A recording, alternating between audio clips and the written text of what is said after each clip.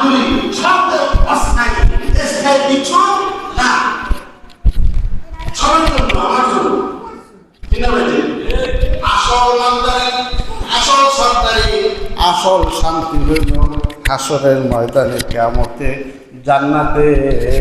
সেই জান্নাতের জন্য আল-কাইয়িসু মান দানা নাফসাহু ওয়া আমিলা লিমা বাদাল মাউত। নবীজি বলেন, জ্ঞানী হইল, আসল জ্ঞানী হইল ওই সকল লোক যারা আল-কাইয়িসু মান দানা নাফসাহু, যে নিজেকে নিজে চিনে, এবং ওয়া আমিলা লিমা বাদাল মাউত, আর মৃত্যুর পরের জন্য সে প্রস্তুতি গ্রহণ করে, সে হইল আসল জ্ঞানী। সে কি আসল চালাক? চালাককে নবীজি বলেন, চালাক ওই ব্যক্তি যে মৃত্যুর পরের জন্য সে আমল করে, প্রস্তুতি গ্রহণ করে, আর নিজেকে নিজে চিনে। মানে আমি এক ফোঁটা নাপাক পানি থেকে তৈরি, ঠিক ঠিক, আমার কোনো অহংকারী নাই, আমার এক ফোঁটা নাপাক দিয়ে আল্লাহ তাআলা আমাকে তৈরি করেছেন যে নাপাক পানি গায়ে লাগলে না ধুইলে পাক সাফ হবে না, দোয়াটা ফরজ। কাপড় লাগলে কাপড় ধোয়া ফরজ। ঘৃণা করে, দুর্গন্ধ আসে, আমি এমন এক নাপাক পানি দিয়ে আমি তৈরি হয়েছি, অতএব আমার মধ্যে কোনো অহংকার থাকার কথা না, ঠিক না বেঠিক? আল্লাহ তোমার কি চালান আছে? তোমার চালানটা কি? চালানটা হইল এক ফোঁটা নাপাক পানি, যার কোনো মূল্য নাই, এটা দুর্গন্ধ, তোমাকে ঘৃণা করে, এই হলো তোমার চালান। এই হলো তুমি কি চালান। ইয়া হাম সব মুসাফির হায়, কবর আখের ঠিকানা, তুই আগে রওয়ানা হায়, তুই পিছে রওয়ানা। আসল জ্ঞানী হইল ওই সকল বান্দা বান্দিরা যারা নিজেকে নিজে চেনে যে আমি এক ফোঁটা নাপাক পানি থেকে তৈরি, আমার কোনো কিছু কোনো চালান নাই। আর ওয়ামিলা লিমা বাদাল মাউত, আর মৃত্যুর পরের জন্য সে আমল করে, প্রস্তুতি গ্রহণ করে। ক্বালা মুআযুন রাদিয়াল্লাহু তাআলা আনহু, আখাযান নবী সাল্লাল্লাহু আলাইহি ওয়াসাল্লাম বিয়াদি। হযরত মুআয বলেন, মুআয হলো, অত জুম আলোচনা করছিলাম, নবীজির বড় মাপের একজন সাহাবী, যিনি নবীজির ওহী লেখকদের মধ্যে একজন ছিলেন, ওহী লিখতেন। এবং যাহাকে নবীজি ইয়ামানের গভর্নর করিয়া পাঠাইছে, যে মুআয যাও, তুমি ইয়ামানের প্রেসিডেন্টগিরি করো, তুমি ইয়ামানের প্রেসিডেন্ট যাও। তো কেমন ভালোবাসতেন মুআযকে নবীজি। এই কথা বলার পরে যে যাও মুআয, তুমি ইয়ামানে চলে যাও, তোমাকে ইয়ামানের দায়িত্ব দিয়ে দিলাম, তুমি ইয়ামানের গভর্নর। তো মুআয মদিনা থেকে রওনা হয়েছে। রওনা হওয়ার পরে অনেক দূর পর্যন্ত মুআয যাইতেছে। অনেকক্ষণ যাওয়ার পরে মুআয ফিরে দেখে যে নবীজি পিছনে পিছনে হাইটে আসতেছে, বলে সুবহানাল্লাহ, নবীজিও আসতেছে। কিছুক্ষণ পরে নবীজি ডাক দিয়ে বলে, হে মুআয দাঁড়াও, উনজুর ইলাইয়া, তুমি আমার দিকে তাকাও, একটু দাঁড়াও, কয়েকটা কথা শোনো। হে মুআয, তুমি ইয়ামানে যাইতেছ, আমার একটু নসিহত শোনো। তো মুআয দাঁড়িয়ে গেল। মুআয বলে যে আমি আমার পা ঘোড়ার রেকাবের উপরে, ঘোড়ার সিঁড়িতে। আর নবীজি বলে, হে মুআয, তোমাকে অনেকগুলি কথা আমি বললাম, এগুলি আমল করবে। আর একটি কথা হইল, তুমি ফিরে আসার পরে আমাকে নাও পাইতে পারো। তুমি ফিরে এসে দেখবে যে আমি নাই, তুমি আমার কবরের পাশ দিয়ে হাইটে যাবে, আমাকে আর পাবে না। অতএব তোমাকে আমি একটু ভালো করে দেখি। সুবহানাল্লাহ, নবীজির ভালোবাসা। সেই মুআয বলে, আওসানি রাসূলুল্লাহ সাল্লাল্লাহু আলাইহি ওয়াসাল্লাম বি আশরি কালিমাতিন। মুসনাদে আহমদের 22,075 নম্বর হাদিস। আওসানি রাসূলুল্লাহ সাল্লাল্লাহু আলাইহি ওয়াসাল্লাম, মুআয বলেন যে আমাকে নবীজি 10টি বিষয়ে নসিহত করেছেন, উপদেশ দিয়েছেন। 1 নম্বরে লা তুশরিক বিল্লাহ শাইআন ওয়া ইন কুতিলতা ওয়া হুররিকতা, হে মুআজ, তুমি কখনো আল্লাহর সাথে কাউকে শরিক করিও না, শিরক করিও না। ওয়াইন কুতিলতা হুররিকতা, যদিও তোমাকে জ্বালিয়ে দেওয়া হয়, যদিও তোমাকে হত্যা করা হয়। ওয়ালা তাতরুকান্না সালাতাল মাকতুবাতা, হে মুআজ, 2 নম্বর উপদেশ হইল তুমি কখনো নামাজকে ছেড়ে দিও না। ফাইন্না মান তারাকা সালাতান মাকতুবাতান মুতাআম্মিদান ফাকাত বারিয়াত মিনহু জিম্মাতুল্লাহ। নবীজি বলেন, যে ব্যক্তি ইচ্ছাকৃতভাবে নামাজকে ছেড়ে দিবে, আল্লাহ তাআলার তার থেকে আল্লাহ পাকের কোনো দায়িত্ব নাই। নাম্বার 3, ওয়ালা তাওকান্না ওয়ালিদাইকা ওয়া ইন আমারা আন তাখরুজা বিআহলিকা ওয়া মালিকা। 3 নম্বর হলো মুআজ, তুমি কখনো তোমার মাতা পিতার অবাধ্য হয়েও না, নাফরমানি করো না, বেয়াদবি করো না। ওয়াইন আমারা আন তাখরুজা বিআহলিকা ওয়া মালিকা, যদিও তোমার মাতা পিতা তোমাকে বাড়ি থেকে বের করে দেয়, সম্পত্তি থেকে ত্যায্য করে দেয়, তবুও তাদের অবাধ্য হয়েও না। নাম্বার 4, ওয়ালা তাশরাবান্নাল খামরা ফাইন্নাহু রাসু কুল্লি ফাহিশা। কখনো তুমি শরাব পান করিও না, নেশা করিও না, কেননা নেশা হইল সমস্ত ফাহিশা, অশ্লীলতার মূল হইল নেশা। মদ খাওয়া, হিরোইন খাওয়া, গাঞ্জা খাওয়া, ইয়াবা, বাবা, আবা, কাবা, যাহা যাহা আছে, 22 প্রকারের নেশা আছে। এই সব তুমি খাইও না। ওয়ালা তাশরাবান্নাল খামরা, হে মুআজ, তুমি কখনো শরাব পান করিও না, নেশা খাইও না। ফাইন্নাহু রাসু কুল্লি ফাহিশা, কারণ নেশা হইল, শরাব হইল সমস্ত গুনাহের মাথা। ওয়াইয়াকা ওয়াল মাসিয়া ফাইন্না বিল মাসিয়াতি হাওয়া। হে মুআজ,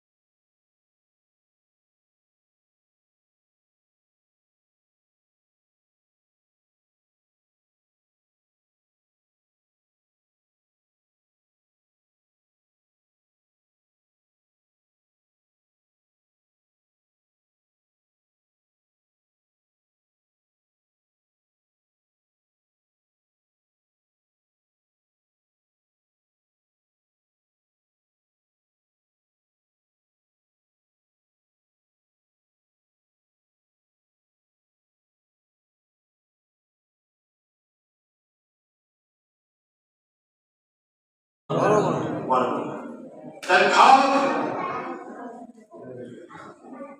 মুআজ বলেন যে আখাযা ইয়াদাহু, নবীজি আমার হাত ধরলেন, আমার কি হাত ধরে বলেন যে ইয়া মুআজ আল্লাহি উহিব্বুকা, হে মুআজ আমি আল্লাহর কসম আমি তোমাকে ভালোবাসি। আর তোমাকে কি বলতেছে? নবীজি বলতেছে। কে বলতেছে? হে মুআজ আল্লাহর শপথ আমি তোমাকে ভালোবাসি। এত নবীজি কসম করার দরকার ছিল? এত কথাই তো 100-100। আবার কসম করে হে মুআজ আমি তোমাকে আল্লাহর কসম আমি তোমাকে অবশ্যই ভালোবাসি, অবশ্যই ভালোবাসি। আর তুমি এই আমলগুলি সুন্দর মতো করবা যা তোমাকে বলা হলো। আমাকে আরো একটি আমল বলেছেন লা তাতরুকান্না ইনদা দুবুরি কুল্লি সালাতিন, তোমাকে আমি একটা আমল বলে যাই হে মুআজ তুমি এই আমলটি কখনোই ছাড়বে না, প্রত্যেক নামাজের পরে এই আমলটি তুমি করবে। একটা দোয়া শিখিয়ে দে।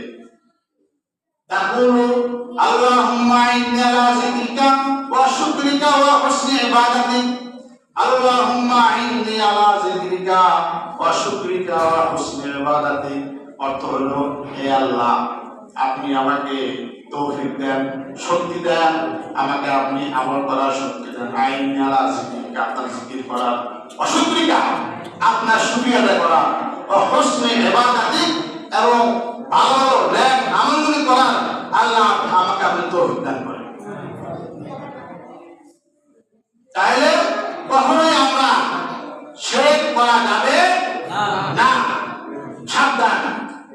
আমি একটা হাদিস কথা জন্য বলছিলাম যে মুআজ তিনি বলেন লাম্মা কদিমা শাম, যখন এই মুআজ শাম দেশ থেকে মদিনায় ফিরে আসলেন, মদিনায় আসার পরে সে সালামিন নবী সাল্লাল্লাহু আলাইহি ওয়াসাল্লাম ডাইরেক্ট ভাবে সেজদা করলেন। এই সাহাবী কি বলছে বলেন? এই মুআজ নবীকে সেজদা করছে ডাইরেক্ট। হাদিসে তিরমিজি শরীফে আছে মা হাযা ইয়া মুআজ, মানে এগুলো কি করলা তুমি? আমাকে সেজদা করলা? কারে কয়? মুআজ একবার নবী বলে হে মুআজ তুমি করলা কি? তুমি আমাকে সেজদা করলা? আর মুআজ বলে যে ইয়া রাসূলুল্লাহ লাম্মা আতাইতু শাম, আমি যখন শামে ছিলাম তখন শাম দেশে আমি দেখেছি শাম দেশের মানুষেরা, সিরিয়ার মানুষেরা তাদের ধর্মীয় গুরুকে সেজদা করে। এই জন্য আমাদের তো নাফসি আমি ভাবলাম যে আমি যাই ওদের মদিনায় যাওয়ার পরে আমি ওনাকে সেজদা করব, তবে এই জন্য সেজদা করব। এই জন্য আমি আমার মনের বাসনা করলাম যে আমি সেজদা করছি। আল্লাহ নবী সাল্লাল্লাহু আলাইহি ওয়াসাল্লাম লা তাফআলু হাকাযা, হে মুআজ এই কাম তুমি আর কখনোই করবে না। লাউ কুনতু আমালান লিআদি আইসুদা লিআদান লা মাতুল মারাতা ইয়াসুদা লিজাওজিহা। তো বলেন যে আমি যদি কাউকে সেটা করার আদেশ করিতাম তাহলে আমি মহিলাদেরকে বলতাম তোমরা স্বামী থেকে সেটা করো। আসলে স্বামীর দাম কত? স্বামী কি মহিলা বোঝে না, তোর স্বামী কি গেলে কি আর কত পাবো? হাদিসে কত বড় ব্যবহার করছে না। যদি আমি কাউকে আল্লাহ ছাড়া কাউকে সেটা করার অনুমতি দিতাম তাহলে আমি বলতাম যে মহিলা তার স্বামী থেকে সেটা করবে। অতএব আমি কাউকে সেটা করার অনুমতি দিই নাই, অতএব মুআজ তুমি আমাকেও সেটা করবে না। কি বুঝে আসছে বিষয়টা? বুঝে আসছে না? আসে নাই? বুঝে আসছে ভাই? নবীকেও সেজদা করতে সাহাবায়ে কেরামকে মানা করছে। তাহলে আমরা সেজদা করি, আমাকে হুজুর এটা কি হালাল না হারাম বলেন? কয় সেজদায় তাজিমি, এরকম যায় না সেজদায় তাজিমি। হাযা হুয়াল মানসুখ, মানসুখ হচ্ছে মানসুখ মানে রহিত জিনিস। অর্থাৎ যখন নাকি নবী আদমকে বানাইছেন, আদমের বানানোর পরে আল্লাহ তাআলা সবাইকে বললেন যে ফাসলাতু লি আদম উসজুদু লি আদম, তোমরা আদমকে সিজদা করো। আরশে আযমে আসমানে সমস্ত ফেরেশতাকে আল্লাহ তাআলা আদমকে সিজদা করার নির্দেশ দিলেন। উসজুদু লি আদম, আদমকে সিজদা করো। তাহলে কইলে ফাসাদাতু ইল্লা ইবলিস, তো ইবলিস ছাড়া সবাই সিজদা করছে। বলে কি আদম নবীকে আসমানে সকল ফেরেশতারা সিজদা করছে, ইল্লা ইবলিস আবা ওয়াস্তাকবারা ওয়া কানা মিনাল কাফিরিন। ইবলিস ছাড়া সবাই সিজদা করছে, ইবলিসের অহংকার দেখাইছে, ওয়া কানা মিনাল কাফিরিন, সে কাফির হয়ে গেছে।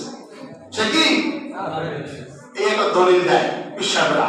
এই যে যারা আদম সিজদা করছে তার মধ্যে অসুবিধা এই এখন এই তাফসীরের মধ্যে লেখছে, আয়াতের তাফসীরে লেখছে যে এই সিজদা ছিল সিজদায়ে তাজমি, আল্লাহ পাকের অর্ডার, তোমরা সিজদা করো। আর ছিল ইবলিসকে পরীক্ষা করা, যে ইবলিস কি আসলে মানুষ হলো না অমানুষী আমার আছে।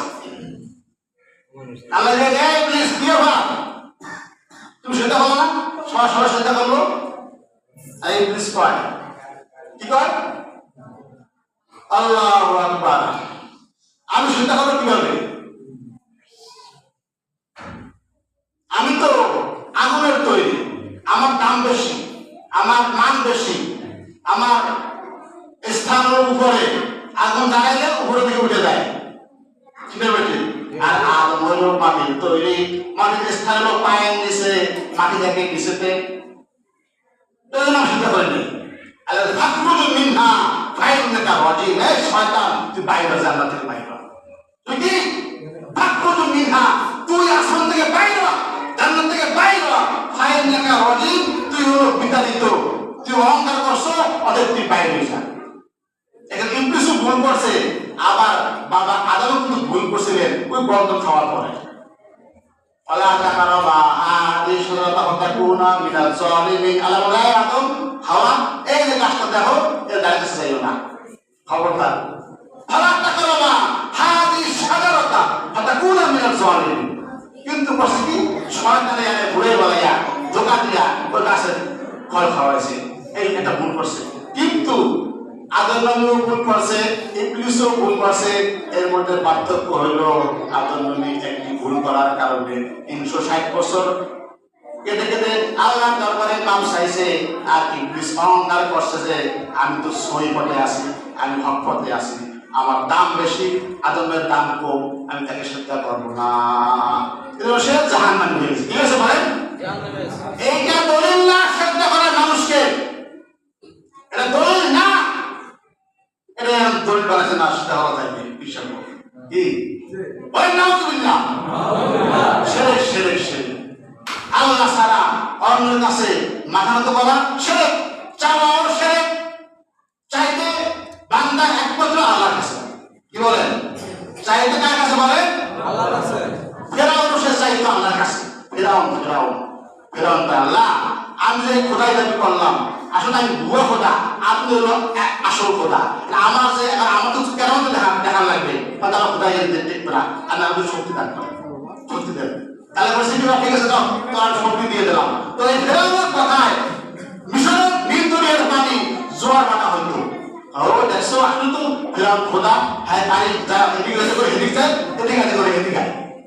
অর্থাৎ মূল কথাটা কি, তফসিলের মধ্যে লেখা যায় ফেরাউন রাতের অন্ধকারে পাহাড়ের উপরে জঙ্গলের মধ্যে পাও দুইটা উপরের দিকে কাছের মধ্যে বাড়িটা মাথা নিচে দিয়া কোথা, আল্লাহ তুমি আসল খোদা, আমি নকল খোদা, কিছু শক্তি আমার দিয়ে দাও, আমি দেখাইলে আমার ক্ষমতা ঠিক থাকবে, আমার খোদাগিরি ঠিক থাকবে। আসল খোদাকে বলেন এটা ফেরাউন জানতো, ফেরাউন স্বীকার করতো। এই জন্য আমরা চাইবো একমাত্র আল্লাহর কাছে, আমাদের মাথা নোয়াবো একমাত্র আল্লাহ তাআলার কাছে। ওয়া মা তাওফীক ইল্লা বিল্লাহ। সুন্নাত